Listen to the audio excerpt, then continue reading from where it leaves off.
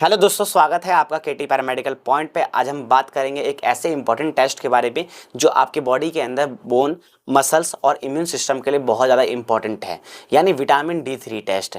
इस टेस्ट के बारे में जानेंगे कि टेस्ट क्या होता है, क्यों होता है, कैसे होता है, इसका नॉर्मल रेंज क्या होता है, यदि इसकी डेफिशिएंसी हो जाती है तो क्या सिम्टम्स यानी लक्षण देखने को मिल सकते हैं, और अंतिम में ट्रीटमेंट के बारे में बात करेंगे। यह टेस्ट ब्लड के अंदर 25 हाइड्रोक्सी विटामिन की मात्रा को मेजर करता है। इससे पता चलता है कि आपकी बॉडी के अंदर विटामिन डी की मात्रा कितनी है। यह एक सिंपल ब्लड टेस्ट है जिसमें फास्टिंग की जरूरत नहीं होती है और इसकी रिपोर्ट सेम डे में मिल जाती है। डॉक्टर ये टेस्ट तब रिकमेंड करते हैं जब आपकी हड्डियों में, मसल्स में दर्द हो, फ्रीक्वेंट फ्रैक्चर्स हो रहे हो, ऑस्टियोपोरोसिस का डाउट हो, या प्रेगनेंसी में रूटीन चेकअप हो, या किडनी या लिवर डिजीज जैसे केस में इस टेस्ट को करवाया जाता है। तो हमारे पास एक पेशेंट की रिपोर्ट है। इस पेशेंट की रिपोर्ट को देख के समझेंगे कि इसका रेफरेंस वैल्यू क्या हो सकता है विटामिन डी का। यदि रेफरेंस वैल्यू से इसकी रिजल्ट जो है वो कम आया है तो इसमें क्या डेफिशिएंसी या सिम्टम्स देखने को मिल सकते हैं। तो आइए समझते हैं, पेशेंट की रिपोर्ट को देखते हैं। सबसे पहले हम देखते हैं इसके अंदर विटामिन D25 हाइड्रोक्सी, यानी जब भी आप विटामिन D3 टेस्ट करवाने जाओगे तो विटामिन D3 का जो टेस्ट होता है, ब्लड टेस्ट, वो होता है हमारा 25 हाइड्रोक्सी विटामिन डी टेस्ट। तो यहाँ पे रेफरेंस वैल्यू देखते हैं, यहाँ पे 75 से लेकर 250 के बीच में होना चाहिए। और पेशेंट का अगर देखें तो 80 आया, यानी नॉर्मल है। एक बात और ध्यान रखना आपको, रेफरेंस वैल्यू यानी नॉर्मल रेंज जो होता है वो लैब टू लैब वेरी कर सकता है। मतलब किसी लैब में जो है वो 75 से लेकर 150 के बीच में हो सकता है, या और अन्य लैब में भी अगर देखोगे तो डिफरेंट रेफरेंस वैल्यू जो होती है वो दी आती है। लेकिन यहाँ पे आपको इंडिकेट किया जाता है, यहाँ पे दिखाया जाता है, यहाँ पे बताया जाता है, रेफरेंस वैल्यू यहाँ पे शो की जाती है कि आपका जो है इस रिपोर्ट के अनुसार ऐसा होना चाहिए। तो यहाँ पे आप देखते हैं यदि 50 nmol पर लीटर से कम है तो यहाँ पे विटामिन डी की डेफिशिएंसी हो सकती है, जिसपे high risk for developing bone disease, जो आपके बोन डिजीज होते हैं उसका हाई रिस्क बन जाता है। मतलब यहाँ पे हाई रिस्क फैक्टर होता है यदि आपके बॉडी के अंदर विटामिन डी की मात्रा कम है और आपकी वैल्यू यहाँ पे 50 से कम आई है, तो इस कंडीशन में आपको बोन डिजीज देखने को मिल सकते हैं। रिकेटस या कैल्शियम फॉस्फोरस की कमी आपकी बॉडी के अंदर देखने को मिल सकती है। सेकेंड नंबर पर हम बात करते हैं इनसफिशिएंट में, मतलब 50 से लेकर 70 nmol पर लीटर के बीच में है तो यहाँ पे इनसफिशिएंट है, मतलब कम है। मतलब ऐसा नहीं कहा जाता कि बहुत कम है, कम तो बहुत कम तो डेफिशिएंट को कह सकते हैं। यहाँ पे इनसफिशिएंट मतलब है कम है। तो इस स्थिति में आप vitamin D concentration which normalize parathyroid hormone concentration PTH test भी डॉक्टर कभी कभी रिकमेंड कर देते हैं। तो यदि इसकी मात्रा ठीक हो जाती है, क्योंकि इसके कारण भी आप बहुत बार क्या होता है विटामिन डी की कमी हो सकती है, तो यहाँ पे PTH टेस्ट करवाते हैं। PTH टेस्ट का उसका इलाज होता है और यहाँ पे डॉक्टर जो है यहाँ पे आपको सप्लीमेंट प्रोवाइड कर सकता है, आपकी दवाई चल सकती है, जिससे आपका जल्दी से जल्दी विटामिन डी की मात्रा आपकी बॉडी के अंदर नॉर्मल हो सकता है। अब हम बात करते हैं यहाँ पे 75 से लेकर 250 nmol पर लीटर के बीच में अगर होता है तो आपकी बॉडी के अंदर विटामिन डी की मात्रा सफिशिएंट है, मतलब आपके बॉडी के अंदर ऑप्टिमल कंडीशन में है आप। तब हम बात करते हैं पोटेंशियल इंटॉक्सिकेशन, मतलब आपकी बॉडी के अंदर विटामिन डी की मात्रा यदि नॉर्मल रेंज से ज़्यादा है, मतलब यहाँ पे अगर देखा जाए 250 से ज़्यादा है, तो इस कंडीशन में आपको पोटेंशियल इंटॉक्सिकेशन, मतलब आपके बॉडी के अंदर दिक्कतों का सामना करना पड़ सकता है, जिससे आप high risk for toxic effects, मतलब और भी डिजीज होने के चांस बन जाते हैं। लिवर डैमेज, किडनी डैमेज होने की संभावना हो सकती है, हार्ट डैमेज होने की संभावना हो सकती है, या और भी अन्य केस आपको देखने को मिल सकते हैं। आपको घबराहट हो सकती है, नौसिया देखने को मिल सकता है। अब हम अंतिम में समझेंगे इसके सिम्टम्स क्या क्या हो सकते हैं। तो हम सबसे पहले बात करेंगे यहाँ पे डेफिशिएंसी की। यदि विटामिन डी की मात्रा डेफिशिएंट है, मतलब आपकी बॉडी के अंदर 50 nmol पर लीटर से कम है, तो कौन कौन से लक्षण देखने को मिलते हैं। सबसे पहले हम देखते हैं यहाँ पे थकान यानी फटीग, थकावट आपको ज़्यादा से ज़्यादा हो सकती है। सेकंड नंबर पे हम देखते हैं मसल्स वीकनेस, आपके जो मसल्स होते हैं, मांसपेशियां होती है, वो कमजोर होने लगती है, जिसकी वजह से आपको दर्द होने लगता है। थर्ड नंबर पे हम देखते हैं बोन पेन, यानी हड्डियों में दर्द होने लगता है, बैक में दर्द होने लगता है, बैक पेन भी आपको देखने को मिलता है।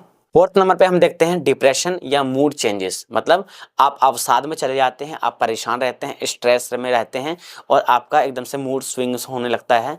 ये कंडीशन भी आपको देखने को मिलता है। तो आगे हम बात करते हैं इम्यूनिटी की। आपका इम्यूनिटी लो हो जाता है। इम्यूनिटी जो है आपका किसी भी प्रकार का बाहर से वायरल इन्फेक्शन आए, बैक्टीरियल इन्फेक्शन आए, या किसी भी प्रकार का पैथोजेंस आपकी बॉडी के अंदर एंट्री करता है, तो इस कंडीशन में आपकी इम्यूनिटी सही से रिस्पॉन्स नहीं कर पाती। आपकी इम्यूनिटी पहले से ही वीक हो जाती है, जिसकी वजह से आपको बाहर से जो बीमारी आई है उससे आपकी बॉडी लड़ नहीं पाती, जिसकी वजह से आपका इम्यून सिस्टम जो है वो वीक हो जाता है। और बच्चों के अंदर भी रिकेट्स जैसी बीमारी देखने को मिलती है, जिसमें बच्चों की जो हड्डियां होती है वो टेढ़ी हो जाती है, पैर भी टेढ़े हो जाते हैं। तो ये सभी बीमारी देखने को मिलती है विटामिन डी की डेफिशिएंसी के अंदर। तो अब हम जानते हैं कि विटामिन D3 की मात्रा डेफिशिएंट है, मतलब आपकी बॉडी के अंदर डेफिशिएंसी है विटामिन डी की, यानी 50 nmol पर लीटर से कम है। तो इसके कारण क्या हो सकते हैं, अब कॉजेस को समझते हैं। तो सबसे पहला कारण जो होता है कम सनलाइट एक्सपोजर, यानी आप धूप सही से नहीं लेते हैं। सेकंड नंबर पे डार्क स्किन में कम प्रोडक्शन होता है, मतलब जिसकी बॉडी डार्क होती है उस सूर्य की रोशनी को ऑब्जर्व नहीं कर पाती, जिस कंडीशन से विटामिन डी की डेफिशिएंसी हो सकती है।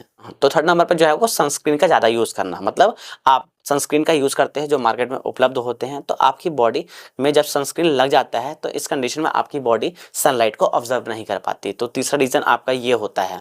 फोर्थ रीज़न जो है आपका माल न्यूट्रिशन, यानी आप न्यूट्रिशन आपकी बॉडी के अंदर कम है, मतलब आप न्यूट्रिशन जो है आपके प्रोटीन है, कार्बोहाइड्रेट है, या जो भी एनिमल फूड्स होते हैं या प्लांट फूड्स होते हैं वो आपकी बॉडी के अंदर कम मात्रा में है। इस कंडीशन से भी जो होता है विटामिन डी की मात्रा कम हो जाती है। जैसे कि कैल्शियम और फॉस्फोरस वाले फ्रूट्स होते हैं, वो फ्रूट्स आप कम खाते हैं, तो इस कंडीशन में भी आपके बॉडी के अंदर विटामिन D3 की मात्रा कम हो सकती है।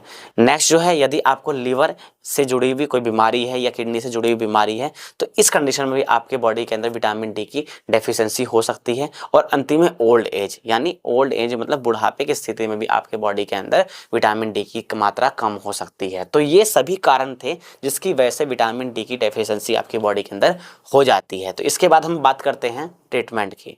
इसका ट्रीटमेंट क्या हो सकते हैं, रोज 15 से 20 मिनट आपको सनलाइट लेना है, सुबह के समय ज़्यादा से लेना है, सुबह 10 बजे के समय आप ले सकते हो यहाँ पे। सेकंड नंबर पे आपको डाइट में egg York, fatty fish, fortified milk include जरूर करें। नेक्स्ट जो सप्लीमेंट होगा वो आपको डॉक्टर से जरूर सलाह लेके लेनी है। और सीवियर डेफिशिएंसी में आपको इंजेक्शन भी दिया जा सकता है।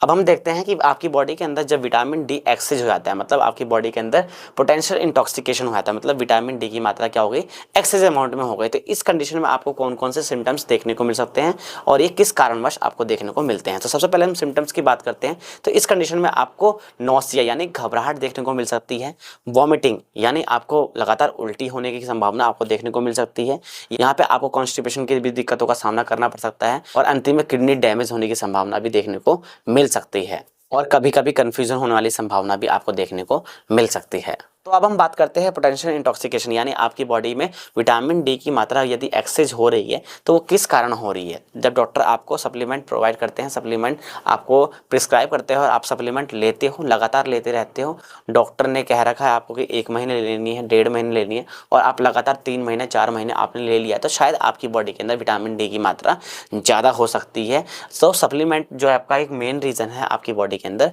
ज़्यादा विटामिन D3 जो है आपका होने का। तो दोस्तों ये था आपका विटामिन D3 टेस्ट का कंप्लीट गाइड। तो उम्मीद करता हूँ आपको ये रिपोर्ट अच्छे से समझ में आई होगी। यदि आपको ये वीडियो पसंद आई हो, समझ में अच्छे से आई हो, तो वीडियो को लाइक करना, ज़्यादा से ज़्यादा शेयर करना, ताकि आपके और रिश्तेदार, दोस्त, मित्रगण जितने भी हैं वो उन सभी को अच्छे से समझ में आ पाए, इस रिपोर्ट को देखना समझे और घर में बैठे बैठे इस रिपोर्ट को समझ जाए। तो मिलते हैं इसी तरह की और भी हेल्थ से जुड़ी हुई इंफॉर्मेटिव वीडियो के साथ। तब तक के लिए अपना ख्याल रखें। जय श्री राधे।